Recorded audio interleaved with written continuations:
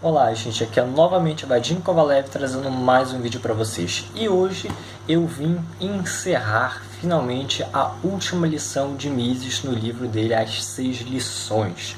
Isso mesmo, a última lição, que é Ideias e Políticas. Finalmente a gente encerra isso e aí a gente vai partir para outros temas bem legais no meu canal. Bom, vamos começar o seguinte, ele começa o seu texto, a sua lição, falando o seguinte: denominado o século das luzes, né? O século XVIII, que se representava como o século das luzes, representou na mente de muitas pessoas um mundo futuro bem próspero, uma coisa maravilhosa, né? Com grandes evoluções que trariam cada vez mais riquezas e que também a humanidade nunca mais teria guerras, assim como o Estado também pudesse garantir, né, de forma muito eficiente todas as necessidades da população. Porém, esse pensamento não estava muito certo, pois apesar de no século XIX, no século XX, o desenvolvimento ter sido realmente bem grande, não estamos em um contexto tão próspero esperado por eles. Ou seja, a coisa não ficou tão boa quanto aquele pessoal ali daquela época pensou, né? Visto todas essas grandes guerras que aconteceram, tanto a primeira, tanto a segunda guerra, que a gente vê que a coisa realmente não foi tão bem assim, tanto nas questões de guerra como eles previram que na verdade não seria tão frequente, ou até mesmo se extinguiriam. Mas isso não aconteceu. Como exemplo, temos as desastrosas constituições federais criadas nesses dois últimos séculos. Para a maior parte das pessoas, os problemas eram causados pelo quê? Pela falha do parlamentarismo, dividindo a questão política da econômica. Ou seja, a primeira, que é a política, ela não influencia na econômica, como se essas coisas fossem separadas. Ou seja, se você chegasse para o cara falando: olha cara, sabe o que acontece? Ele vai mudar aqui a política, vai dar merda aqui na economia. O cara fala: não, olha só gente, não. O cara naquela época pensava o seguinte: uma coisa é política, outra coisa é economia. Se você mexer na política, isso não vai influenciar de forma alguma na economia. São duas coisas diferentes, são duas coisas separadas que uma não sofre interferência da outra. Logo, pode mexer na política à vontade, que na economia você não terá efeito algum. E isso é o que? Uma coisa errônea. Por quê? Porque essas duas coisas andam de mãos andadas. Elas acabam andando sempre juntas. Ao momento que você bota uma política, por exemplo, de imposto, de intervencionismo, de inflacionismo, vai interferir muito na economia. Ou seja, havia essa grande falta de conhecimento. É uma ingenuidade que aquelas pessoas naquela época tinham, tá? Naquela época, as pessoas acreditavam que existiam umas ideias melhores do que outras, e que as pessoas debateriam umas com as outras e que tinham como objetivo, de repente, convencer o adversário de que a própria ideia é melhor. Vocês chegam lá e conversam: não, olha só cara, eu tenho essa ideia aqui, você tem essa ideia aqui, e nós vamos debatendo ali e vamos ver quem é a melhor. E aqueles agregados de pessoas com as mesmas ideias iriam formar uma coisa chamada partido político. Isso aí que a gente o tempo inteiro ouve nas notícias, os quais, sob o ponto de vista do povo, não tinham nenhuma impossibilidade de convencer a maioria absoluta da população. Ou seja, achavam o seguinte: cara, não é impossível chegar aqui um partido assim, ó, então cheguei aqui, né, e convencer toda a população a respeito de alguma ideia e todo mundo acreditar que aquele partido tem todas as ideias corretas. Não era uma coisa tão impossível na cabeça das pessoas imaginar isso, tá? Porém, essa ideia mudou, pois atualmente os chamados partidos políticos começaram a morrer, e com isso surgiram-se o quê? Os chamados grupos de pressão, os quais não lutam na política em prol de ideias que melhorariam a sociedade e garantiriam o bem-estar social da população, mas sim de algumas empresas que teriam alguns benefícios, ou algumas instituições que teriam algumas certas vantagens por meio de leis que pudessem acabar com as concorrências. Ou seja, o cara chega lá e bota uma lei ali para o quê? Evitar a concorrência, como por exemplo regulamentações, inflação, impostos que vão de repente ferrar com a concorrência, com outras empresas pequenas ou médias que estão crescendo e querendo concorrer com você. Ou seja, só aqueles que são desejosos em simplesmente ser o grupo privilegiado em relação aos outros, sob custa de toda a nação. Ou seja, eles querem se dar bem, e foda-se o resto. E é esse o tipo de política que nós vemos hoje, né? Nos Estados Unidos, até hoje se conserva aquela velha política da divisão entre dois partidos, o Partido Republicano e o Partido Democrata. Porém, é importante ressaltar que esses partidos são formados por um conjunto de ideias minoritárias, umas ideias de minorias, as quais se agregam e formam grupos de pressão. Com o tempo, o partido se enche de diversos grupos de pressão, os quais obviamente terão algumas ideias opostas, que com o tempo serão inconciliáveis, o que acarreta na destruição, na desintegração do partido, assim como ocorreu na França em 1871. Há muitas ideias diferentes, elas começam a brigar dentro do partido, uma hora ou outra há um impasse, e nesse tipo de impasse, simplesmente o cara chega lá e... Então, cara, não tá dando mais, porque ou é uma coisa ou é outra. E aí o partido acaba tendo uma grande briga e acabam se desintegrando. Porém, não se pode dizer que haja uma política de favorecimento de minorias. Por quê? Olha só, um dos exemplos que o Mises dá é o seguinte: no aumento do preço do açúcar, naquela época nos Estados Unidos, apenas 1 em cada 500 pessoas iriam querer que o preço aumentasse, que seriam quem? Os donos da produção. Seria quem? Seria aqueles que produziriam. Já os 499 restantes preferiam que ele abaixasse com aquela pessoa que iria comprar o produto, né? E aí o que acontece? Ele acaba fazendo com que todos os indivíduos, todos os restantes 499 pessoas se ferrem. Por quê? Porque uma minoria conseguiu o benefício. O governo chega lá e dá alguns benefícios, dá alguns privilégios para 1 em cada 500, que reivindicou algum tipo de direito, ou algum tipo de política de favorecimento, ou de repente que pudesse aumentar o preço, ou coisas desse tipo, e acabou ferrando o resto das 499 pessoas. Ou seja, não tem como você favorecer uma minoria somente. Se você fizer isso, o que vai acontecer é que você vai ter que ferrar todo o resto do pessoal. Porque se você for mover, por exemplo, dinheiro de um lugar para outro, você tem que entender que todo mundo se ferrou, porque todo mundo deixou de quê? De receber esse dinheiro que você mandou para uma pessoa. Se você tem 10, por exemplo, instituições, se você mandar para uma minoritária, você simplesmente está ferrando todas as outras 9. Se você tem 10 mil pessoas e você tem uma empresa de açúcar que está querendo lucrar mais, você vai acabar favorecendo ela, mas vai ficar ferrando as outras 9.999 pessoas. Então não tem como fazer uma espécie de política de minorias na economia que não tenha algum tipo de conflito com alguns outros grupos, ou melhor, com toda a nação. Além disso, isso prejudica também o intercâmbio externo.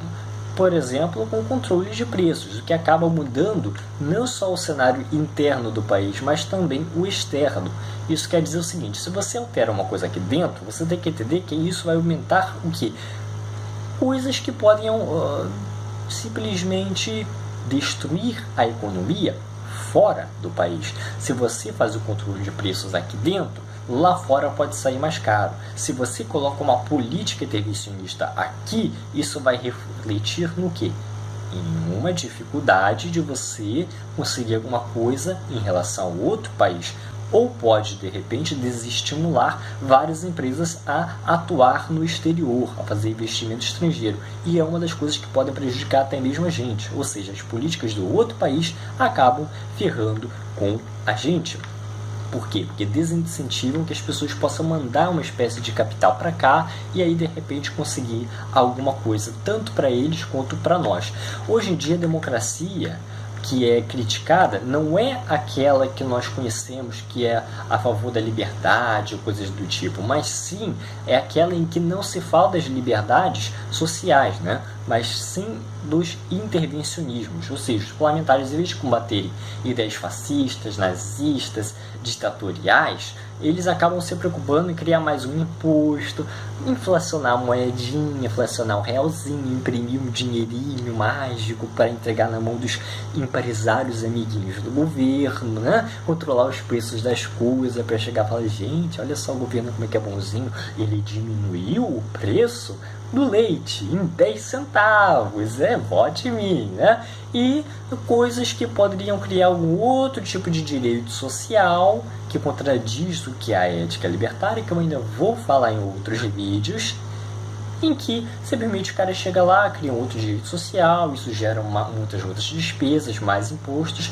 e mais coisas desse tipo e acaba ferrando mais ainda a população, com o intuito de quê? De ganhar votos de vez em quando, né? Ou até mesmo de beneficiar outras empresas, formar cartéis, formando dessa forma um Estado cada vez maior e até uma certa medida insuportável, que vai acabar ferrando todo o livre mercado e prejudicando o país como um todo em quase todos os quesitos.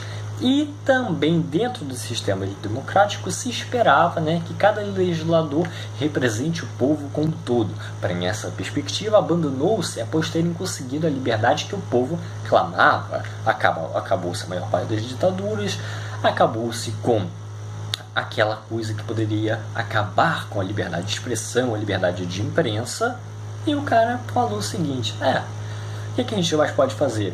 Intervencionismos, logicamente não é assim que eles vão falar, mas é basicamente isso, sob base das palavras de Mises, né?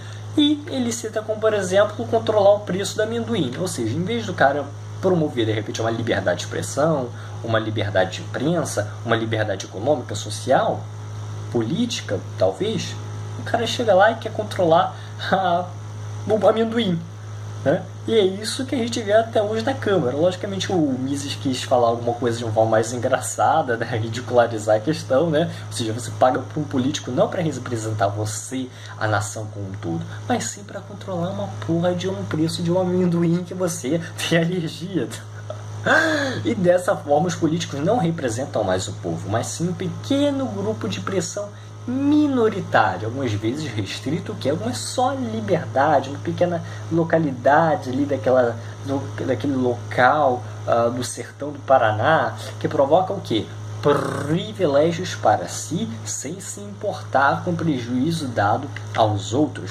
Porém, ditadura não é uma solução para esse tipo de problema, pois ditador que é ditador de verdade nunca cumprirá suas próprias promessas, ou melhor, ele irá acabar com a liberdade de expressão e de imprensa de tal forma que impedirá qualquer tanto da mídia quanto do parlamento, mostrar ao povo que esse próprio ditador não fez algo que prometeu nos primeiros dias das eleições dele. E desse modo não resolveria nada, apenas aprofundaria os problemas já existentes, assim como iria criar outros, inclusive a falta de liberdade. E um desses casos foi a Alemanha. E a Alemanha foi aquele clássico exemplo que você teve problemas o resto do país, na Primeira Guerra, na Segunda Guerra. E hoje está um pouquinho melhor, entenderam algumas coisas outras depois ali da Segunda Guerra Mundial que eles entenderam. Então, cara, vamos deixar um livre mercado? Pois é. Ainda mais, houve um famoso escritor chamado Sprenger, olha que nome, que comparou as nações ao quê? Plantas. Ou seja, falou, não, cara, olha só. Você vê que as nações elas são igualzinhas às plantas. Por quê? Porque as nações, elas crescem, elas nascem, elas crescem mais um pouquinho, continuam crescendo, e que nem as plantas elas acabam uma hora morrendo. A plantinha não nasce? Nasce. Então uma nação também nasce. A plantinha cresce, o país também cresce. Ela fica grandinha, e o país também fica grandinho. Mas uma hora a plantinha ela vai morrer. E da mesma forma que ela morre, a nação é que nem uma planta, ela também vai morrer. Assim como aconteceu, por exemplo, no Império Romano, como todos os outros exemplos, né? Por quê? Ele errou nesse pensamento. Porque, na verdade, ele estava comparando o quê? O mundo da planta a uma nação. E o problema é que A planta ela é independente, ela tem a sua terra ali e ela cresce independente de qualquer coisa. Ela tem o quê? Uma fonte basicamente inesgotável, que é o Sol. Logicamente vai durar bilhões de anos, mas é inesgotável para ela. Só que o ser humano ele não é assim. O ser humano ele é interdependente. Ele depende um do outro. As nações dependem um do outro. Ou seja, a ação de cada nação vai influenciar na sua própria nação. Isso quer dizer o seguinte: se o cara aumenta o preço do tomate nele, você vai ter que o quê? Pagar o preço do tomate também maior. Por quê? Porque aquele cara que vende tomate para você vai vender por um preço mais caro. E aí você vai ter que também aumentar o preço do seu tomate. Se o cara inflacionar a sua moeda lá, os investidores daqui vão ter, por exemplo, problemas em investir naquele lugar. Da mesma forma que os investidores de lá vão ter problema para investir aqui. Assim como, por exemplo, a barragem das fronteiras. Se eles barrarem as fronteiras, se eles fecharem a economia deles, você também vai se ferrar. Por quê? Porque você não vai poder fazer trocas comerciais, vai perder muitos produtos essenciais e vai também ter uma diminuição da economia e com isso, o quê? Também toda a sociedade vai ficando um pouquinho mais pobre ou impedindo de ser tão rica quanto ela poderia ser. Tanto você, quanto ele, quanto todas as outras nações que estão ao redor dele. Assim como essas nações que estão ao redor dele, elas dependem com a nação do lado. E também aqueles que estão a milhares de quilômetros dela.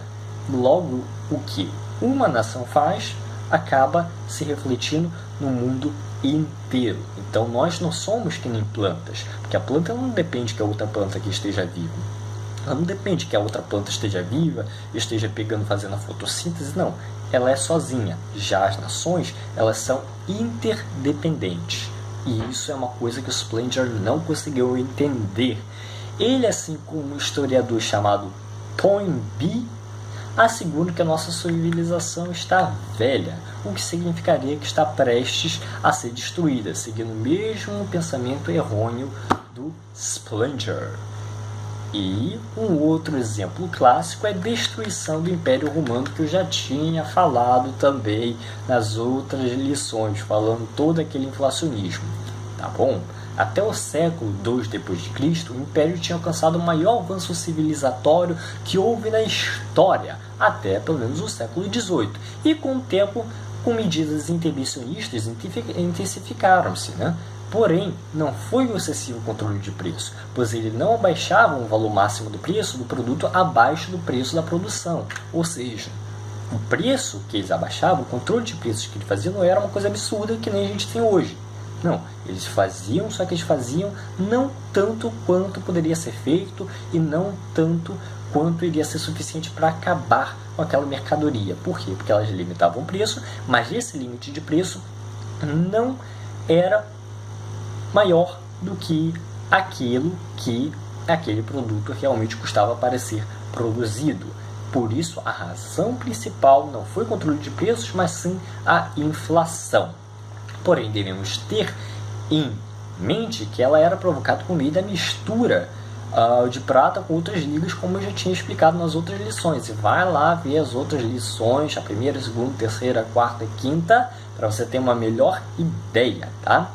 Então eles misturavam cobre, misturavam com prata, prata com cobre, cada vez aumentavam mais, as moedas se desvalorizavam e todo mundo entendia aquilo ali. Só que o que acontece? As pessoas percebiam a moeda, só que elas não conseguiam entender a real questão da inflação.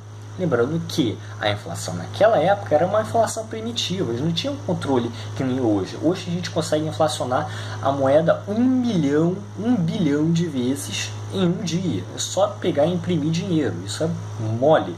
Naquela época tinha que cunhar a moeda, tinha que misturar o cobre, e isso demorava um pouquinho mais de tempo, aquilo ali poderia ser medido. Hoje em dia já é muito mais difícil você identificar quanto exatamente de inflação está sendo feito. Logo, hoje nós temos uma tática moderna e eles tinham o quê? Uma tática primitiva.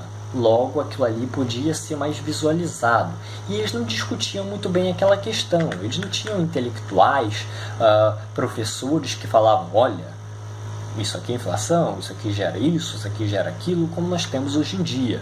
Nós não tínhamos Mises, nós não tínhamos nenhum outro ator de conhecimento que nós levasse a discutir a inflação.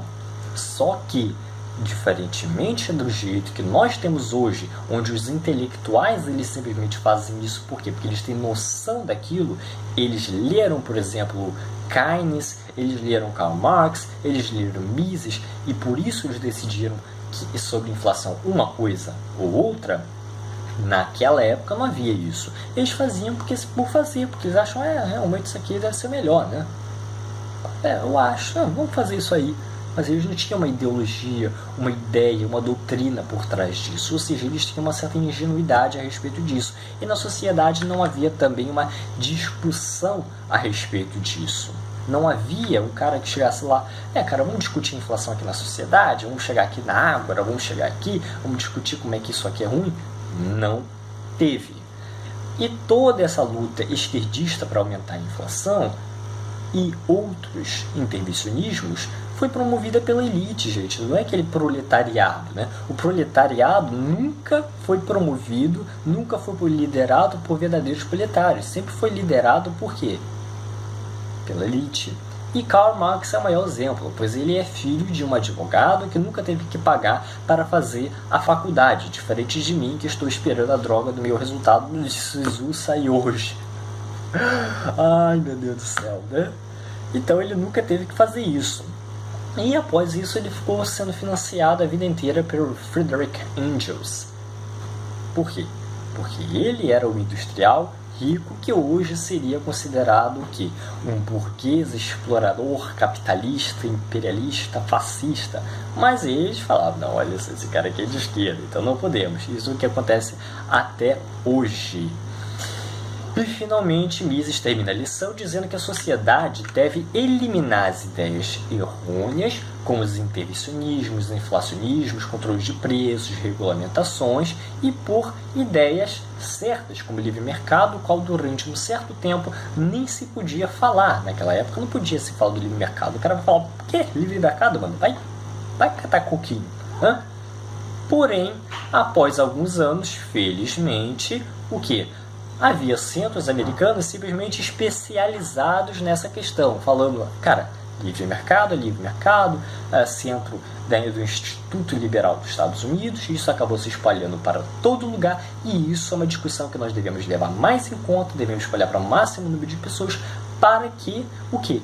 Pudesse haver essa corrente, e é exatamente isso que o Mises promove. Gente, vamos substituir essas ideias de inflacionismo, que são errôneas, por ideias de anti-inflacionismo. Vamos substituir essas ideias de regulamentações, de que aquilo está errado, vamos substituir por livre mercado, vamos substituir aquelas ideias de direitos sociais por uma coisa mais competitiva, a fim de repente trazer uma espécie de concorrência que possa levar a alguma coisa melhor. Vamos abrir as nossas barreiras, vamos acabar com o seu protecionismo para trazer investimento estrangeiro, porque isso seria muito legal, porque isso então iria produzir alguma coisa boa. Vamos acabar com todas essas tarifas.